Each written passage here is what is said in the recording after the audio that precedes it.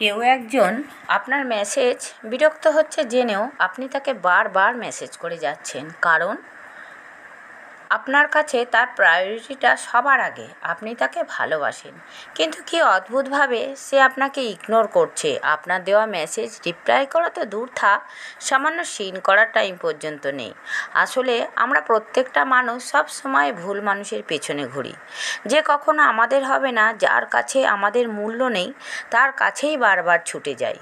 আমরা মানুষ হিসাবে বড্ড অদ্ভুত, আবার আমাদের চাওয়াগুলো প্রচণ্ড রকমের অদ্ভুত। মানে যে আমাদের চাইছে আমরা তাকে পাত্তা দিচ্ছি না, আবার আমরা যাকে চাইছি সে আমাদের পাত্তা দিচ্ছে না। এভাবেই চাওয়া না চাওয়ার মাঝে কেটে যায় অনেকগুলো বছর, বদলে যাবে আমাদের অনুভূতি। কেউই আগের মতন আমরা থাকবো না, ভালোবাসা একই জায়গায় হয়তো থাকবে না, কারণ তখন আপনি হাঁটতে হাঁটতে অনেকটা পথ অতিক্রম করে ফেলবেন। আর হাঁটার পথে একদিন না একদিন আপনার জীবনের সঠিক মানুষের সন্ধান পেয়ে যাবেন। আর তখন হয়তো নিজে নিজেই হেসে বলবেন, কি বোকাই না ছিলাম আমি, ভুল মানুষকে আঁকড়ে ধরে বাঁচার ইচ্ছেতে কতবার মরে গিয়েছিলাম। আপনার ভালোবাসা যদি এমন হতো, গল্প হলেও সত্যি।